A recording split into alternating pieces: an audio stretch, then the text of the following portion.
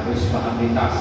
Dan tadi dipesani Pak Arif juga, nanti wajib paham lintas, di mana letak semboyannya, di mana letak sinyalnya, perlintasan dan stasiun dan tujuan stasiun. Dan insya Allah Senin nanti saya akan jualkan statusnya, jadi kecepatan, batas kecepatannya berapa, letak stasiunnya gimana, lalu keterangan lainnya bagaimana langkah dan lain-lainnya nanti akan saya lengkapi. Dan pada malam hari ini saya akan menjelaskan di mana masinis awal biasa mulai dari dingin sampai dengan masinis yang dilintas. Untuk masinis yang menjalani pertama, masinis lokomotif dingin, yaitu datang kalau kami dilintas kan paling lambat 45 menit sebelum keberangkatan.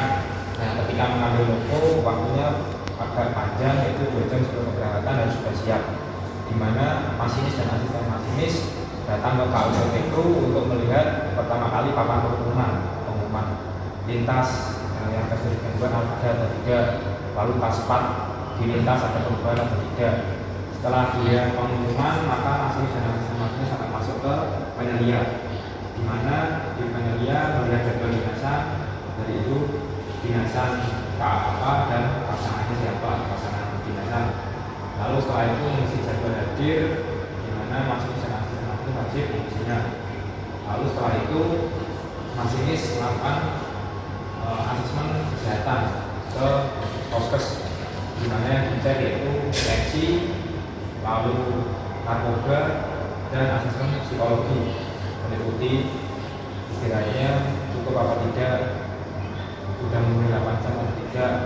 Lalu ketika yang sudah berkeluarga kita ditanya ada masalah dengan keluarga atau tidak. Bila mana masinis tidak memenuhi hal itu, maka masinis tidak akan diperbolehkan untuk dinas. Lalu setelah itu masinis mendapatkan surat layak dinas dari pusat pos kesehatan. Setelah itu menuju ke PTKRU lagi untuk menghadapi penyelia. Setelah menghadapi penyelia menunjukkan surat sehat, masinis dan asisten masinis akan melakukan asesmen pertama tujuh, kedua kecakapan masinis dan asisten masinis, ketiga inventaris pelengkap, yang keempat adalah asesmen menyatakan siap dinas. Yang pertama tujuh sebut, di mana ketika masinis dan asisten masinis menjalani lintas yang sinyalnya peralatan sinyalnya mekanik, maka yang ditunjukkan adalah tujuh sebut 9 di lintas persinyalan mekanik. Lalu ketika melewati lintas yang dimana persinyalan elektrik, maka tujuh sebutnya juga sama, elektrik semuanya. Lalu setelah itu tujuh sebut dilakukan oleh penyelia dan masinis dan asisten masinis wajib tujuh sebut, di mana ada 10 item yang dinilai. Jika 10 itu memenuhi, maka berlanjut ke asesmen selanjutnya. Jika salah satu tidak memenuhi, maka akan diganti oleh masinis serep yang ada. Lalu setelah tujuh sebut semboyan, kecakapan masinis. Kecakapan masinis meliputi yang pertama sertifikat yang dimiliki. Misal masinis yang dinas masinis muda dan pertama, maka yang ditunjukkan adalah orang 2 dan orang 3. Artinya dinas ketika masinisnya masinis madya dan asistennya masinis muda, itu bisa menunjukkan orang 4 dan orang 3. Setelah itu asisten masinis dan masinis wajib menunjukkan rivet kecakapan menggunakan otomotif, jadi wujudnya seperti SIM. Lalu di belakangnya ada tabel-tabel di mana ada sisi 1 sampai 26 itemnya. Ketika masinis itu bisa mengoperasikan CC 201, maka di kotaknya jadi garis merah, 203, 206 jadi garis merah. Kalau 202, 205 maksudnya di Sumatera. Lalu setelah itu diuji juga kecakapannya. Ketika tren mat disebutkan, tren mat C berapa? 75, tren mat D berapa? 90, E 100, F 120. Itu wajib diketahui oleh seorang masinis. Lalu ketika lokomotif berjalan sendiri kecepatan maksimal berapa? 45. Ketika membawa KMDH berapa? Maksimal 70, KMDE berapa? Maksimal 90. Itu wajib diketahui oleh seorang masinis di lintas yang akan dijalani. Lalu setelah itu cek kelengkapan inventaris pelengkap, yaitu arloji masinis dan asisten masinis wajib sama jamnya. Lalu setelah itu peluit suling mulut senter itu wajib dibawa. Setelah itu lengkap, maka masinis dan asisten masinis wajib mengisi buku yang di situ tertulis bahwa saya siap melaksanakan dinas sesuai SOP lalu ditandatangani oleh asisten dan masinis. Setelah itu penyelia menerbitkan SPPD layak dinas dan dibawa ke petugas dari cek depo. Di depo menurut petugas dari cek, lalu petugas dari cek dan masinis asisten masinis akan melakukan pengecekan rangka luar tebu di dalam rangka bawah dan atas. Bagian luar cek ketika di depan, bumper, kopler, selang airbag dan rantai dicek. Lalu pengungkit kopler ketika membuka kopler itu sudah dicek berfungsi apa tidak. Lampu kabin, kabut, lampu semboyan sudah dicek lengkap atau tidak, pecah atau tidak, pecah atau tidak. Yaitu lampu sorong utama sudah dilihat pecah atau tidak. Setelah itu bagian samping cek bogi dan tekanan bahan bakar. Bogi dicek, boginya dari ngatur enggak, terus blok remnya tebal atau tipis. Lalu bahan bakarnya masih berapa itu juga dicek. Di bagian belakang juga sama, bumper itemnya, koper, airbag, rantai, pengungkit, lampu-lampu, dan sampai kanan kiri juga sama. Setelah menyatakan bahwa rangka bawah sudah selesai, kita pindah ke atas. Atas bagian kanan kiri ada mesin bagian mesin terbuka atau tidak. Lalu bagian atas cerobong asapnya itu tertutup atau tidak, itu ada kayak atapnya tutupnya. Jadi normalnya juga tutup sampai tertutup itu harus juga terlebih dahulu. Lalu setelah itu pengecekan radiatornya ada lapisan air atau tidak. Setelah dinyatakan bagian atas, maka masinis akan masuk ke dalam kabin pengecekan beberapa item 10 item yang kemarin sudah dijelaskan. Itu harus wajib dilengkapi, yaitu saluran lokomotif, lampu sorot utama, wiper, lampu kabin, radio lokomotif, speedometer, pemadam api, data device, stop block, dan lokotrek. Itu harus terpenuhi. Setelah terpenuhi, maka masinis akan menandatangani T200 atau lembar teknik lokomotif dari petugas juri cek. Setelah itu serah terima lokomotif, petugas juri cek akan memberikan gagang reverser kepada masinis. Setelah itu masinis masuk ke kabin, cek rem statis dan cek modulasi, lalu masinis siap langsir ke plasma dipandu langsir.